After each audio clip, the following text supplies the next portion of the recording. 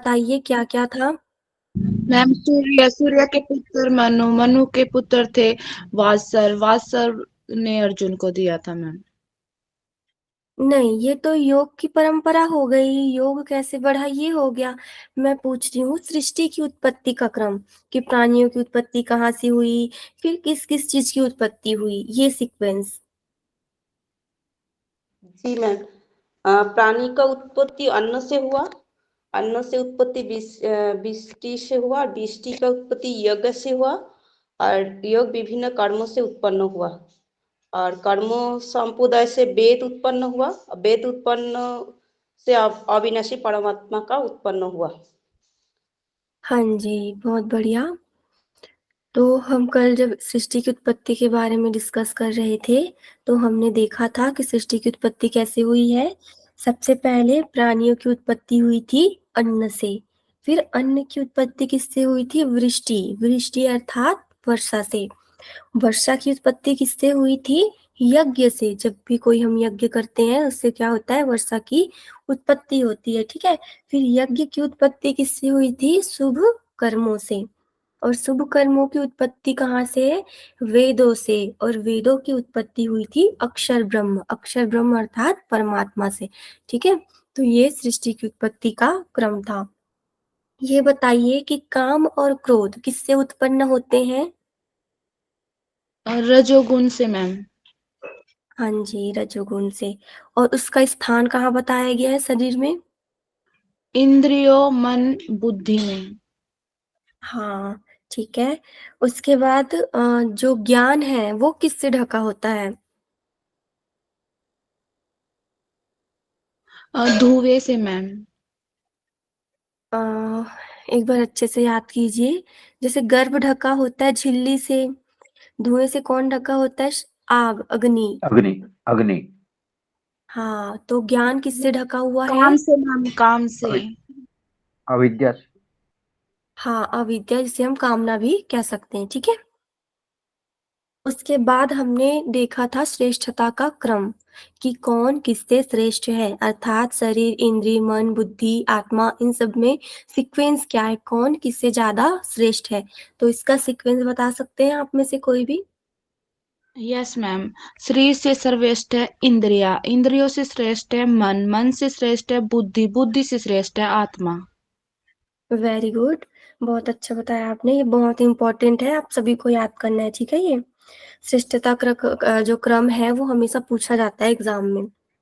तो इसमें हमने देखा था शरीर से श्रेष्ठ कौन है? हमारी इंद्रियां, इंद्रियों से श्रेष्ठ है मन, मन से श्रेष्ठ है बुद्धि, और बुद्धि से श्रेष्ठ है आत्मा, ठीक है। ये भी देखा था हमने।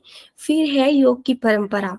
तो योग की परंपरा में योग कहाँ से कहाँ तक, कैसे उसका आगे प्रचलन हुआ, कौन बताएगा?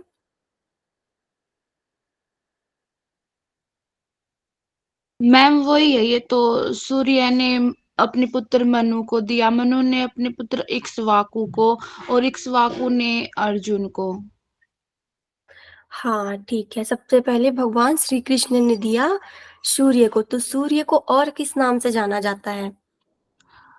विवस्वान से मैम। हाँ, और मनु को?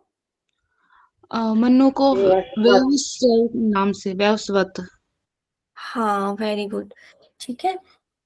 उसके बाद हम लोगों ने डिस्कस किया था कर्म के बारे में, कर्म के स्वरूप, कर्म के प्रकार और कर्म के फल। तो कर्म का स्वरूप भगवत गीता में क्या बताया गया है?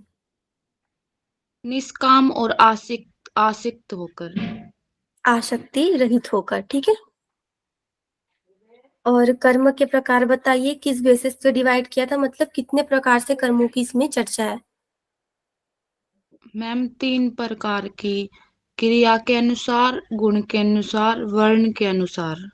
Very good. क्रिया के अनुसार कौन कौन से कर्म है? कर्म, अकर्म, विकर्म। ओके, तो कर्म किसे कहा गया है इसमें? सकाम कर्म। अकर्म को? बिना कर्म बिना के वो। कर्म। ठीक है, और विकर्म? निषिद्ध जो कर्म कर्म हमें नहीं। नहीं करना चाहिए, निषिद्ध कर्म। Okay, very good. उसके बाद जो गुण के आधार पर डिवाइड थे, वो कितने प्रकार के हैं? 3 प्रकार के मैम, सात्विक, राजसिक, तामसिक। और ये तीनों कौन-कौन से हैं? निष्काम कर्म मैम, स्काय कर्म और निषिद्ध कर्म। ठीक है, जो सात्विक कर्म है उसे बोला गया था निष्काम कर्म, राजसिक कर्म को बोला गया था सकाम कर्म और जो थर्ड वाला है तामसिक कर्म उसे कहा गया था निषिद्ध कर्म। ठीक है, और वर्ण के आधार पर कितने प्रकार के कर्मों की चर्चा है? 4 प्रकार के मैम, ब्राह्मण, क्षत्रिय, वैश्य, शूद्र। वेरी गुड, ठीक है। अब बताइए कि कर्म का फल जो हमने डिस्कस किया था, तो कर्म का फल जो है वो किस प्रकार से मिलता है हमें? सकाम कर्म फल और निष्काम कर्म फल से। जैसे सकाम में है शुभ अशुभ और निष्काम में कोई संस्कार नहीं होता। हाँ, बहुत बढ़िया। जब भी हम अगर कोई भी कर्म करते हैं तो उसका फल हमें केवल 2 रूपों में ही देखने को मिलता है। कौन-कौन से? पहला है सकाम कर्म और दूसरा है निष्काम कर्म। तो जो भी हम सकाम कर्म करते हैं उनका फल 3 रूपों में हमें मिलता है। जैसे अगर हम कोई सकाम कर्म अच्छे वाले सकाम कर्म कर रहे हैं तो उसका फल हमें शुभ रूप में देखने को मिलेगा अर्थात अच्छा मिलेगा। अगर हम बुरे रूपी सकाम कर्मों का अनुसरण कर रहे हैं तो वहाँ पे हमें बुरा अर्थात अशुभ फल मिलेगा। और अगर हम मिक्स कर रहे हैं, बुरे भी कर रहे हैं, अच्छे भी कर रहे हैं, तो वहाँ पे हमें मिश्रित फल मिलेगा। शुभ भी मिल सकता है और अशुभ भी। लेकिन जब हम निष्काम कर्म करते हैं तो उसका कोई भी कर्म संस्कार नहीं बनता है, क्योंकि अगर उसका कोई कर्म संस्कार ही नहीं बनेगा तो क्या हो जाएगा, इस जीवन से मुक्ति हो जाएगी। ठीक है, तो ऐसा इसमें हमने डिस्कस किया था। ठीक है, आज हम डिस्कस करेंगे वर्ण विभाजन के बारे में। वर्ण विभाजन का वर्णन हमें 4वें अध्याय के 13वें श्लोक में देखने को मैडम मिलता है। कल के श्लोक थोड़ा सा एक बार बता देते मैडम, सिर्फ श्लोक कौन इम्पोर्टेंट से थे श्लोक यानी? पूछ रहे हैं आप? जी मैडम। ओके। कल के यानी जितने यानी सेकंड चैप्टर के कुछ श्लोक थे, थर्ड के कुछ थे, फोर्थ के कुछ थे। एक काम करते हैं हम, लास्ट में ना मैं सारी आज की क्लास की और जो कल में हमने क्लास में डिस्कस किया था वो दोनों मैं एक साथ बता दूंगी। ठीक है? जी जी मैडम जी। ओके, ठीक है, अभी हम कंटिन्यू कर लेते हैं। तो आज हमें डिस्कस करना है 4वें अध्याय का 13वां श्लोक, जिसमें वर्ण विभाजन के बारे में हमें वर्णन मिलता है। इसमें भगवान श्री कृष्ण अर्जुन से कहते हैं, चातुर्यवर्णं मया सृष्टं गुणकर्म विभागशः तस्य कर्तारमपि मां विद्य कर्तारमव्ययम्।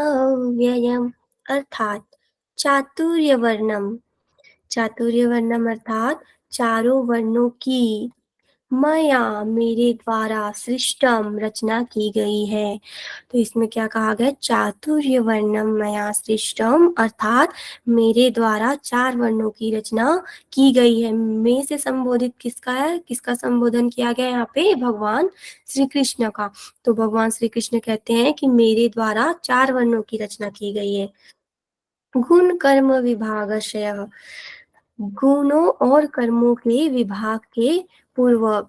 तो इस पूरी लाइन का मतलब क्या हुआ, चातुर्य वर्णम मया सृष्टम गुण कर्म विभागशः अर्थात गुण और कर्मों के अनुरूप या गुण और कर्मों के अकॉर्डिंग मेरे द्वारा 4 वर्णों की अर्थात भगवान श्री कृष्ण के द्वारा 4 वर्णों की रचना की गई है। तस्य कर्तारमपि माम, तस्य अर्थात उसका या फिर सृष्टि आदि का, कर्तारम कर्ता होने पर, अपि भी, इसका मतलब क्या हुआ, तस्य कर्तारम अपि माम अर्थात इस सृष्टि का कर्ता होने पर भी, कर्ता मतलब रचनाकार, जो इस सृष्टि का संचालन करता है। ठीक है, अर्थात मैं इस सृष्टि का संचालन करता होने के बावजूद भी विदध्य कर्तार अव्ययम, इसका मतलब क्या हुआ, विदध्य विधि विधि अर्थात जान, अकर्तारम अकर्ता, माम अर्थात मुझ और अव्ययम अर्थात अविनाशी। तो इसका मतलब क्या हुआ, विद्य कर्तारम अव्ययम अर्थात मुझे भी तू अकर्ता रूपी जान, भगवान श्री कृष्ण ऐसा कहते हैं। तो इस पूरे श्लोक में कहने का ये मतलब है कि हे अर्जुन, मैंने गुण और कर्मों के अनुसार, गुण और कर्म को ध्यान में रखते हुए 4 प्रकार के वर्णों की रचना की है। कौन-कौन से वर्ण?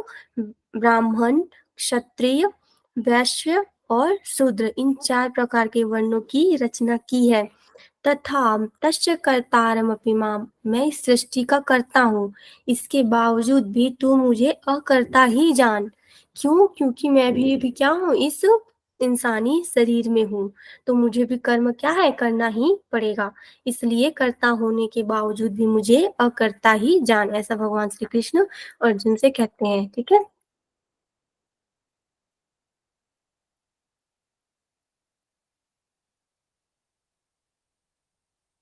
उसके बाद है इसमें यज्ञ के प्रकार बताए गए हैं। चौथे अध्याय के 28वें श्लोक में इसमें कहा गया है, द्रव्य यज्ञस्तपो यज्ञा योग यज्ञ तथा परे स्वाध्याय ज्ञान यज्ञश्च यतया संसित व्रता। अर्थात द्रव्य यज्ञ अर्थात द्रव्य यज्ञ करने वाले। फिर क्या है? तपो यज्ञ, तप यज्ञ करने वाले। योग यज्ञास तथा परे, योग यज्ञास तथा परे, योग यज्ञ अर्थात योग यज्ञ करने वाले। अपरे तथा अर्थात और अपरे अर्थात दूसरे। इसमें क्या कहने का मतलब है कि दूसरे और कितने भी ऐसे हैं जो कि द्रव्य यज्ञ करते हैं, तप यज्ञ करते हैं और योग यज्ञ भी करने वाले हैं। ठीक है। स्वाध्याय ज्ञान यज्ञश्च, और कितने लोग ऐसे हैं जो स्वाध्याय रूपी ज्ञान यज्ञ करते हैं। यह तय संसित व्रता, तय अर्थात प्रयत्नशील साधक, तीक्ष्ण व्रत करने वाले। इसका मतलब क्या हुआ? प्रयत्नशील साधक और तीक्ष्ण व्रत करने वाले। तो इस पूरे श्लोक का मतलब क्या हुआ कि जो प्रयत्नशील साधक है और जो तीक्ष्ण व्रत करने वाले हैं वो द्रव्य यज्ञ का पालन करते हैं, कुछ क्या करते हैं? तप यज्ञ का पालन करने वाले हैं, और उनमें से कोई जो दूसरे हैं वो योग यज्ञ का पालन करने वाले हैं, तथा कई लोग स्वाध्याय रूपी ज्ञान यज्ञ को फॉलो करते हैं। तो इसमें कितने प्रकार की यज्ञों की चर्चा है? 4 प्रकार के यज्ञ की यहाँ पे चर्चा की गई है। कौन कौन से? सबसे पहला है द्रव्य यज्ञ, फिर है तप यज्ञ, फिर है योग रूपी यज्ञ, फिर है स्वाध्याय रूपी ज्ञान यज्ञ। तो इसमें 4 प्रकार की चर्चा की गई। देखिए यहाँ पे स्वाध्याय और ज्ञान यज्ञ अलग अलग नहीं है। ठीक है। स्वाध्याय रूपी ज्ञान यज्ञ एक ही है। तो यहाँ पे 4 प्रकार के यज्ञों की चर्चा है, और इनमें से भी सबसे श्रेष्ठ किसे कहा गया है? ज्ञान यज्ञ को। ठीक है। जितने भी 4 प्रकार के यज्ञ हैं उसमें से सबसे श्रेष्ठ है ज्ञान रूपी यज्ञ। ये बहुत इंपॉर्टेंट है। प्राणायाम का जो श्लोक है आप इसे याद करना। ये मिलता है चौथे अध्याय के 29 और 30 नंबर के श्लोक में। देख लेते हैं इसमें क्या कहा गया है। अपाने जुहति प्राणं प्राणे अपानं तथा परे प्राणापान गतिरुद्ध्वा प्राणायाम परायणः। यहाँ पे थोड़ा सा मिसप्रिंट हो गया, यहाँ पे आएगा प्राणापान गतिरुद्ध्वा। ठीक है। प्राणापान गतिरुद्ध्वा प्राणायाम परायणः। फिर है अपरे नियताहार प्राणान् प्राणेषु जुहति सर्वेऽपि यज्ञविद्यो यज्ञचपेतकल्मषः।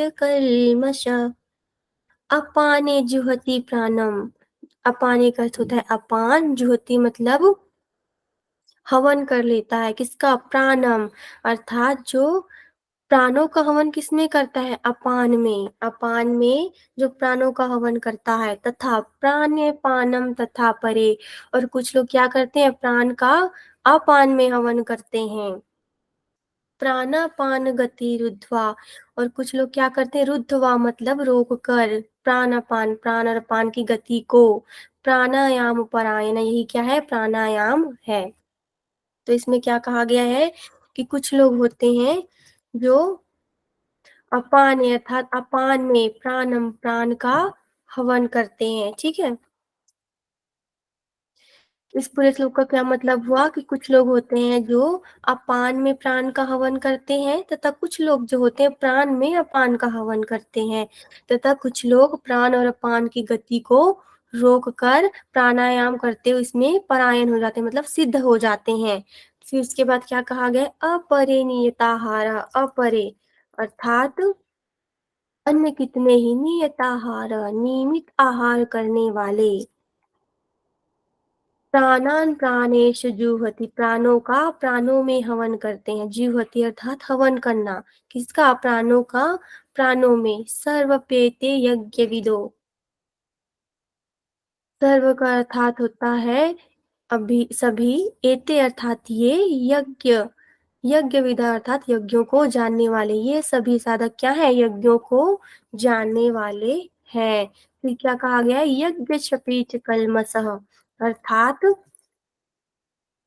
यज्ञ शपित का मतलब होता है यज्ञों के द्वारा कलमशः, पापों का नाश करने वाले हैं। तो इस पूरे श्लोक का मतलब क्या हुआ कि दूसरे कितने ही योगी जन जो होते हैं वो अपान वायु में प्राण वायु का हवन करते हैं, ठीक है। वैसे ही अन्य योगी जन प्राण वायु में अपान वायु का हवन करते हैं, तथा अन्य कितने ही योगी जन नियमित आहार करने वाले प्राणायाम प्राणायाम परायण पुरुष प्राण और अपान की गति को रोककर प्राणों को ही प्राणों में हवन करते हैं। यही क्या है, यज्ञों को जानने वाले हैं और सर्वथा पापों का नाश करने वाले हैं, ठीक है। तो इसमें कहने का ये मतलब है कि कुछ योगी ऐसे होते हैं जो अपान में प्राण का हवन करते हैं, और कुछ योगी ऐसे होते हैं जो प्राण में अपान का हवन करते हैं।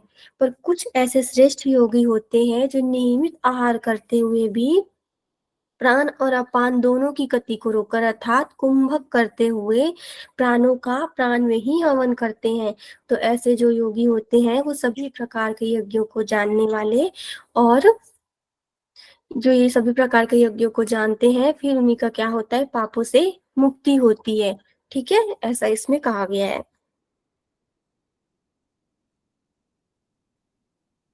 उसके बाद है अवतारवाद में कर्मयोग।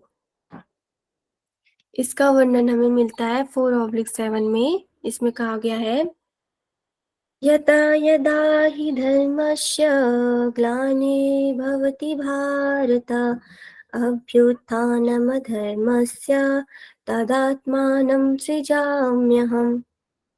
अर्थात यदा यदा, यदा यदा अर्थात जब जब, ही धर्मस्य, ही अर्थात होता है ही, धर्मस्य धर्म की, यदा यदा धर्मस्य का मतलब हुआ जब जब धर्म की, ग्लानिर्भवति भारत, ग्लानि अर्थात हानि, भवति अर्थात होती है, भारत अर्थात हे भरतवंशी अर्जुन।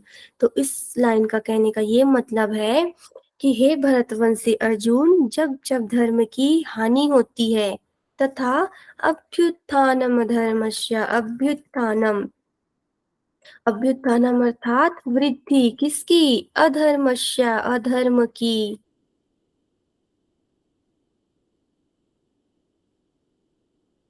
वृद्धि होना, किसकी, अधर्मस्य की, अधर्म की जब जब वृद्धि होती है, तदात्मानम सृजाम्यहम्, तदा अर्थात तब तब, आत्मानम अपने आप को, सृजामि प्रकट करता हूँ, कौन, अहम अर्थात मैं। तो भगवान श्री कृष्ण इसमें अर्जुन को उपदेश देते हुए कहते हैं कि हे भरतवंशी अर्जुन, जब जब धर्म की हानि होती है तथा जब अधर्म में वृद्धि होती है, तब तब मैं साकार रूप प्रकट करता हूँ, अर्थात मैं युग युग में जन्म लेता हूँ, ठीक है। धर्म की क्यों, धर्म को फिर से स्थापित करने के लिए और धर्म के, अधर्म के विनाश के लिए मैं फिर से अपना साकार रूप प्रकट करता हूँ, ठीक है। उसके बाद है 4/8 में, परित्राणाय साधूनां विनाशाय च दुष्कृतां धर्म संस्थापनार्थाय संभवामि युगे युगे।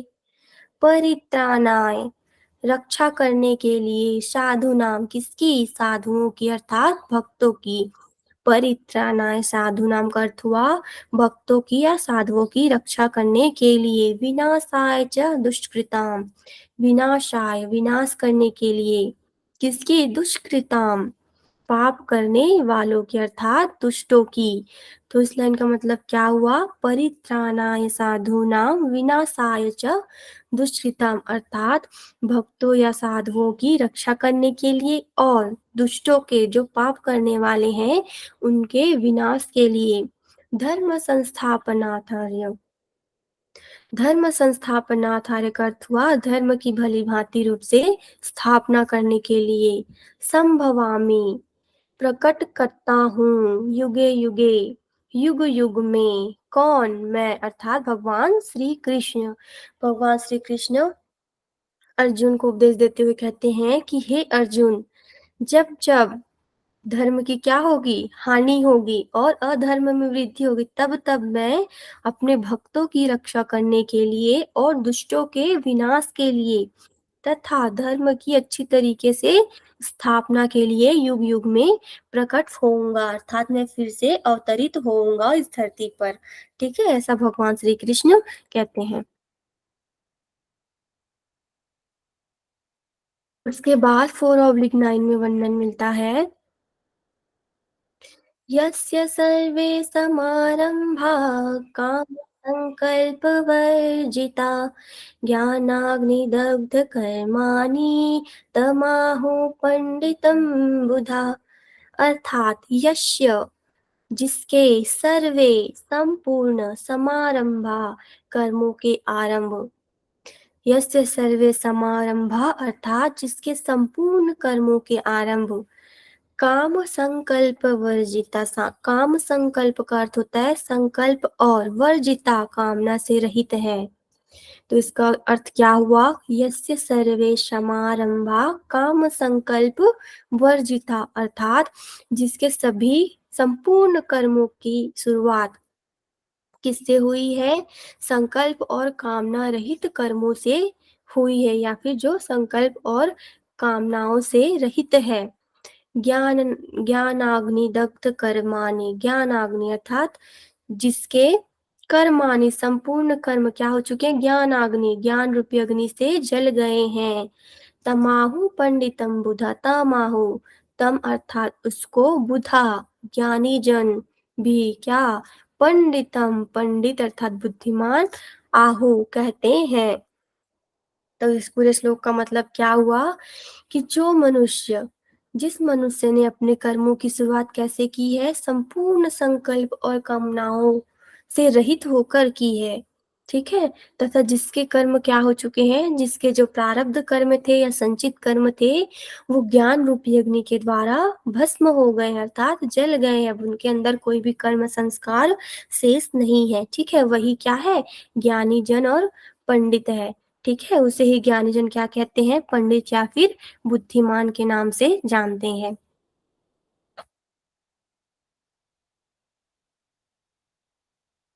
उसके बाद 4/22 में वर्णन मिलता है, यदृच्छालाभ संतुष्टो द्वंद्वातीतो विभत्सरः समासिद्धिवसीहो च कृत्वापि न निबध्यते। यदृच्छालाभ संतुष्टो, इसका अर्थ क्या हुआ, अपने आप जो कुछ मिल रहा है, मिल जाए उसमें संतुष्टि का भाव रहना, जो कुछ भी हमें मिला उसमें क्या होना, संतुष्टि का भाव होना। द्वंद्वातीतो विभत्सरा, विभत्सरा का अर्थ है ईर्ष्या से रहित, द्वंद्वातीत अर्थात द्वंद्वों से रहित।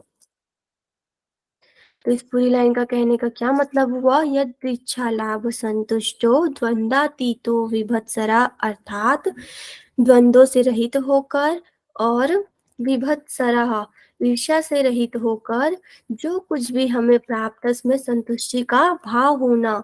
समः सिद्धावसीहो च, समः अर्थात सम है किसमें, सिद्ध च सिद्ध का सिद्धि और असिद्धि में जो क्या है, सिद्धि और असिद्धि में सम है, समता का भाव है। कृत्वापि न निबध्यते, कृत्वापि, कृत्वा प्लस अपि, तो कृत्वा का अर्थ है कर्म करते हुए, अपि भी, कौन से कर्म करते हुए, समता रूपी कर्म करते हुए, न नहीं, निबध्यते बंधता, किसमें नहीं बंधता, कर्म के फलों में। तो इस पूरे श्लोक में कहने का ये मतलब है कि जो मनुष्य ना ही क्या है, द्वंद्व करता है, ना ही ईर्ष्या करता है, अर्थात जो कि द्वंद्वों से भी रहित है और ईर्ष्या से रहित है, तथा वह सिद्धि और असिद्धि में सम रहता है, अर्थात चाहे सिद्धि की प्राप्ति हो या फिर असिद्धि की प्राप्ति हो, दोनों में ही समान भाव धारण किए हुए हो, तथा जो कुछ भी उनके पास हो या उनको प्राप्त हुआ हो उसमें संतुष्टि का, संतोष का भाव हो, वही क्या है, कर्मों में, कर्म के कर्म बंधन में नहीं बंधता है। ठीक है, अर्थात फिर से पुनर्जन्म के जो चक्र साइकिल होती है उसमें नहीं बंधता है, ऐसा इसमें कहने का मतलब है। उसके बाद है 4/41 में योगसन्न्यस्तकर्माणं ज्ञानसच्चिन संशयम् आत्मवन्तं न कर्माणि निबध्नन्ति धनंजय, अर्थात योग संन्यस्त कर्माणम, योग संन्यस्त, योग के द्वारा जिसका कर्माणम, संपूर्ण कर्मों से विच्छेद हो गया, योग संन्यस्त कर्माणम, अर्थात योग के द्वारा जिसका संपूर्ण कर्मों से विच्छेद हो गया है, कौन सा विच्छेद, संबंधों से, अर्थात जो कर्म है उनका, जो उनके फल है उनसे हमारी आसक्ति नहीं रही है, उनसे भी हमने क्या हो गए, विमुक्त हो चुके हैं उससे। ज्ञान संचि संशयम, अर्थात ज्ञान संचिन्न, विवेक ज्ञान के संशयम द्वारा जिसके संपूर्ण संशयों का नाश हो चुका है, अर्थात इस लाइन का कहने का ये मतलब है योग संन्यस्त कर्माणम ज्ञान सन्निचयम संशयम, अर्थात कि जो मतलब जिसके जो कर्म है योग के द्वारा उनके कर्मों में लिप्तता नहीं रही, अर्थात संबंधों से विच्छेद हो चुका है, तथा जिसका पूरी तरीके से विवेक ज्ञान के द्वारा संशयों का नाश हो चुका है। आत्मवंतम, स्वरूप परायण मनुष्य, न कर्माणि, नहीं कर्माणि, कर्म, निबंधन्नि, अर्थात बंधते, धनंजय, अर्थात हे धनंजय, भगवान श्री कृष्ण अर्जुन को उपदेश देते हुए कहते हैं कि हे धनंजय, जिसका योग के द्वारा संपूर्ण कर्मों से विच्छेद हो चुका है, अर्थात कर्मों में आसक्ति नहीं रही है, तथा ज्ञान सन्निचयम संशयम, अर्थात विवेक ज्ञान के द्वारा संशयों का पूरा नाश हो चुका है, और जो अपने स्वरूप में ही सिद्ध है, अपने स्वरूप में ही स्थित है, अर्थात जिसने भगवान के स्वरूप को पा लिया है, वह क्या है, कर्मों में नहीं बंधता है, अर्थात जन्म मृत्यु के चक्र में नहीं फंसता है। ठीक है, उसके बाद है 5वां अध्याय। 5वां अध्याय है कर्म संन्यास योग। इसमें टोटल है 29 श्लोक। सबसे पहले इसमें हम देखते हैं संन्यास का वर्णन।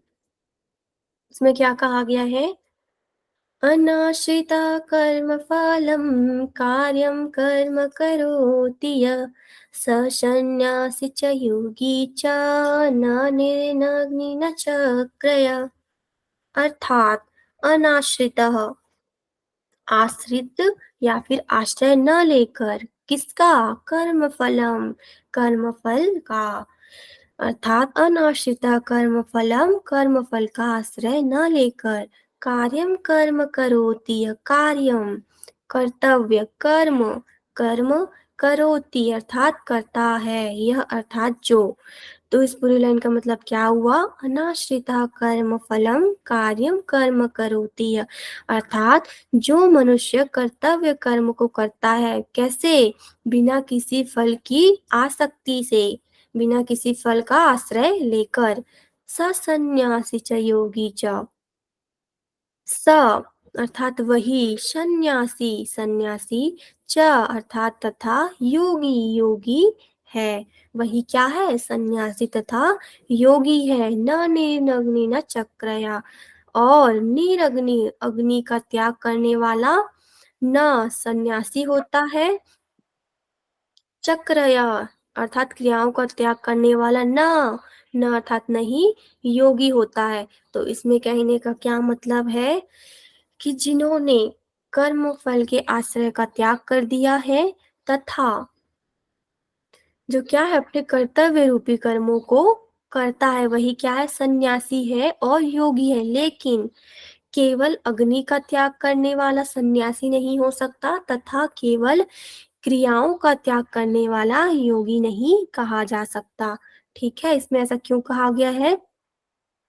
क्योंकि सन्यासी क्या कर देते हैं, जब भी सन्यास की अवस्था में जाते हैं तो उन्हें भूख प्यास आदि चीजों का भली भांति रूप से त्याग हो जाता है। ठीक है, जब वो सन्यास की अवस्था में प्रवेश करते हैं तो इसमें ये कहा गया है कि अगर केवल उन्होंने अग्नि का त्याग किया है तो उससे सन्यासी नहीं कहा जा सकता। क्यों? जब तक कि कर्म फल के आश्रय से वह मुक्त ना हो।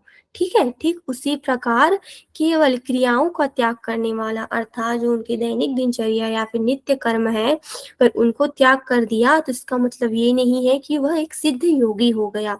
क्यों होगा? जब तक कि वह अपने कर्म फल के आश्रय का त्याग नहीं करेगा तब तक कि वह भी योगी नहीं कहा जा सकता है। ठीक है, तो इसीलिए इसमें कहा गया है कि कर्म फल का आश्रय न लेते हुए जो कर्म कर्तव्य कर्म करता है वही सन्यासी और योगी होता है, न कि अग्नि का त्याग करने से और न ही क्रियाओं का त्याग करने से। ठीक है, दीदी अपन इसमें कर्म संन्यास योग देख रहे हैं तो 5वां अध्याय है और इसमें 6ठा अध्याय दिखा रहे हैं।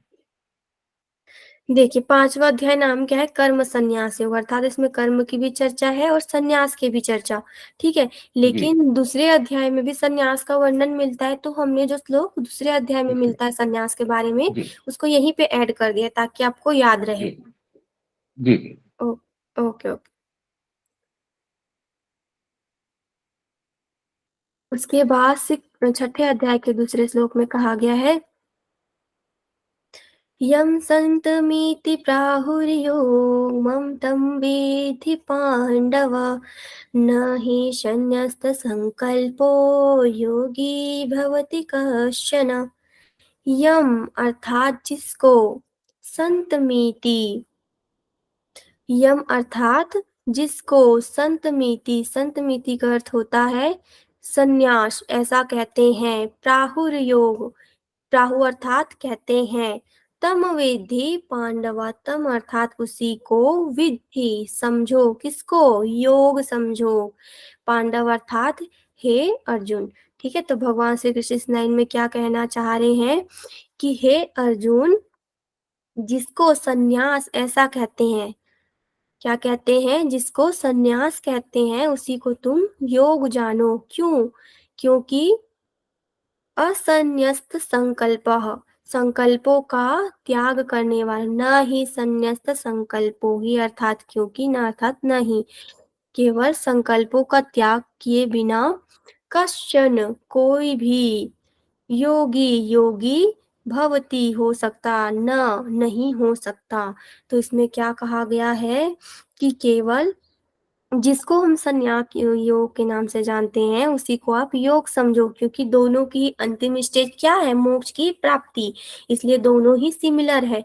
लेकिन केवल संकल्पों का त्याग किए बिना कोई योगी नहीं कहा जा सकता। संकल्पों का मतलब यहाँ पे से है जो हमारे निष्काम रूपी कर्म है उससे, अर्थात जब हमारे मन में कामना रहेगी हम उनके फलों का त्याग किए बिना ही संन्यास में या कि योग के मार्ग में आगे बढ़ना चाहेंगे तो हमें क्या सिद्धि प्राप्त नहीं होने वाली, हम योगी नहीं कहे जाएंगे।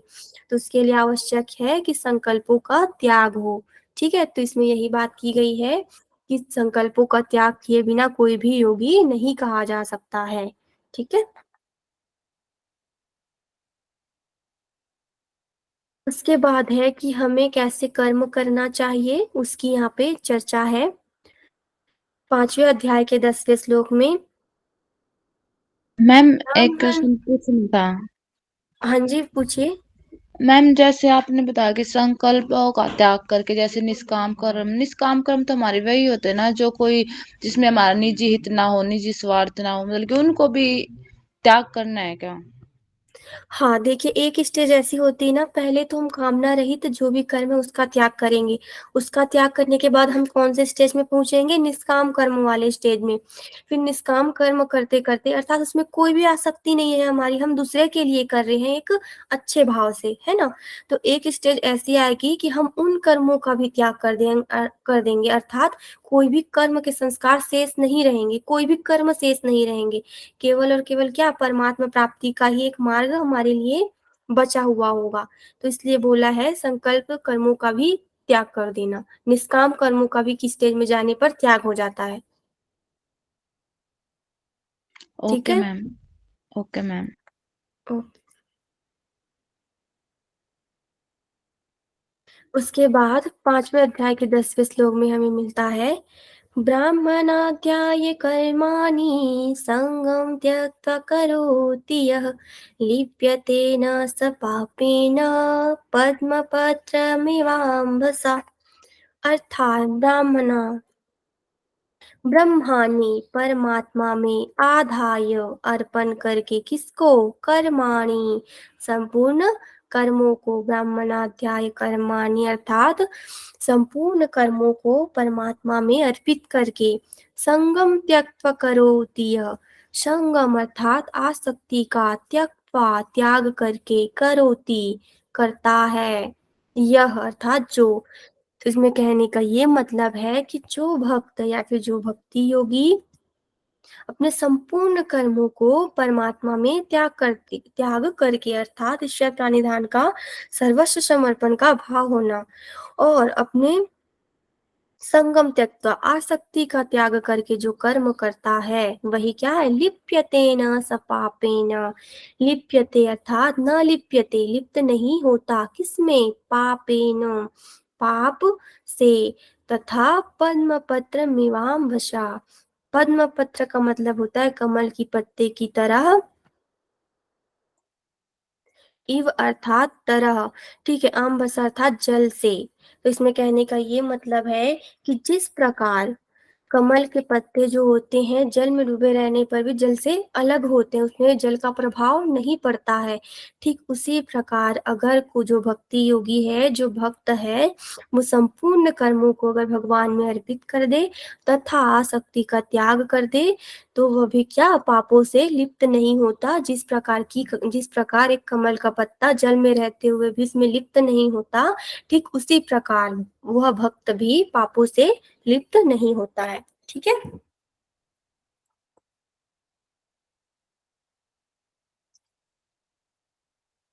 उसके बाद है छठा अध्याय। छठा अध्याय है आत्म संयम योग। इसमें टोटल 47 श्लोक का वर्णन है। इसमें योग रूढ़ साधक की स्थिति का वर्णन है। ठीक है, इसमें योग रूढ़ साधक अर्थात योग में आरूढ़ साधक के अंदर क्या क्या विशेषताएं होनी चाहिए, उसके बारे में इसमें बताया गया है। इसमें छठे अध्याय के 3वें श्लोक में कहा गया है, आरुरुक्षो मुनिर्योगं कर्म कारणमुच्यते योगारूढस्य तस्यैव समः कारणमुच्यते यदा हीनेन्द्रियर्थासु न कर्मष्वानुसज्जते सर्वसंकल्पसन्न्यासी योगारूढदास उच्यते।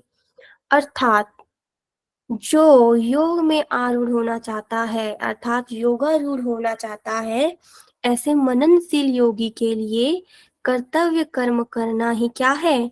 कारण है। और उसी योगारूढ़ मनुष्य का शांति, परमात्मा प्राप्ति में कारण है। अर्थात इसमें कहने का ये मतलब है कि जो योग में लगना चाहता है, जो योग में स्थित होना चाहता है, उस मनुष्य को क्या करना होगा? कर्तव्य कर्म कारण, अर्थात कर्तव्य कर्म में ही लगना होगा। और कैसे कर्तव्य कर्म? निष्काम रूपी कर्तव्य कर्म। ठीक है। और उसी योगारूढ़ मनुष्य का सम परमात्मा प्राप्ति में भी कारण है। इसमें ये कहने का मतलब है कि अगर हम निष्काम कर्म में लगेंगे तो उसका अंतिम स्टेज क्या होगा? परमात्मा की प्राप्ति, क्योंकि उसके कोई भी कर्म संस्कार नहीं बनेंगे, एक स्टेज पे जाके उसका भी क्या हो जाएगा, हनन हो जाएगा या फिर उससे भी अविरक्ति हो जाएगी हमारी, और लास्ट में हमें परमात्मा की प्राप्ति हो जाएगी। तो यही योग रूढ़ साधक की विशेषता बताई गई है कि योग रूढ़ साधक में क्या होना चाहिए। पहला तो कर्तव्य कर्म के प्रति जागरूक। कैसे कर्तव्य कर्म? निष्काम रूपी कर्तव्य कर्म। फिर उसके बाद परमात्मा की प्राप्ति अर्थात शांति की प्राप्ति। ठीक है।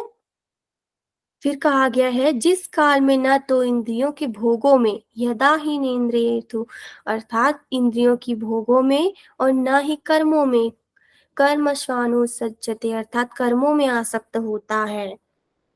क्या कहा गया है? जिस काल में न इंद्रियों के भोगों में लिप्त होता है और न ही कर्मों में आसक्त होता है, कर्म के फलों में आसक्त होता है। सर्व संकल्प संन्यासी, तथा जो सभी संकल्पों का त्यागी है, वही क्या है? योगारूढ़ दोच्यते, अर्थात कहा जाता है। क्या कहा जाता है? जिसके अंदर क्या होगा?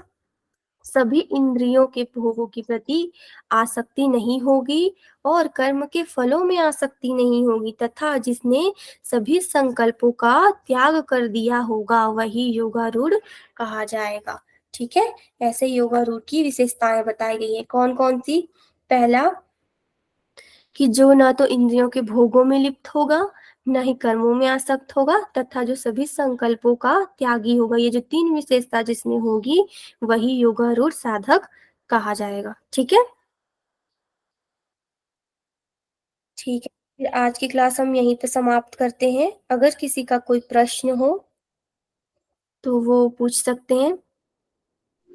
मैम स्टार्टिंग का स्लाइड शो करिएगा ना। Okay okay.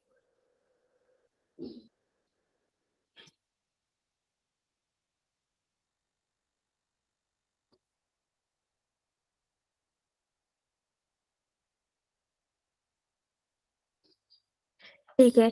तो आज जो हमने डिस्कस किया, ये है सबसे पहला श्लोक, यज्ञ के प्रकार। ये जो 4/28 है, ये भी इम्पोर्टेंट है। इसमें यज्ञ के प्रकार भी कभी कभी पूछे जाते हैं, तो आप ये याद कर लेना 4/28। उसके बाद प्राणायाम का बहुत इंपॉर्टेंट है, इसमें आपको श्लोक याद करना ही करना है। 4/29 और 4/30। 4/29 ज्यादा इम्पोर्टेंट है, तो आप 4/29 को अच्छे से याद कर लेना। ठीक है। उसके बाद है अवतारवाद में कर्मयोग में ज्यादा इम्पोर्टेंट नहीं है ये श्लोक। अगर आप याद करना चाहो तो कर सकते हो, अन्यथा व्याख्या भी याद करने से हो जाएगा। ठीक है। इसमें एक श्लोक इम्पोर्टेंट है, मैं बता देती हूँ।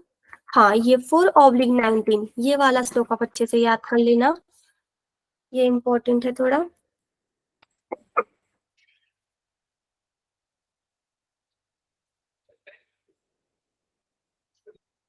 इसके बाद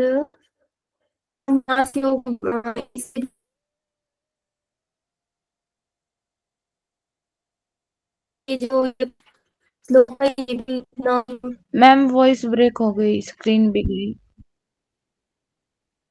इम्पोर्टेंट।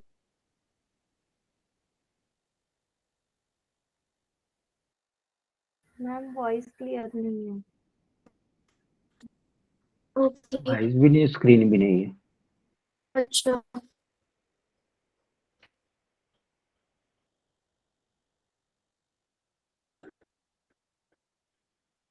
हरिओम मैम। हरिओम। अभी आगे क्या वॉइस? मैम आपकी आवाज ब्रेक हो रही है। ओके ओके, मैं ज्वाइन करती हूँ। नहीं।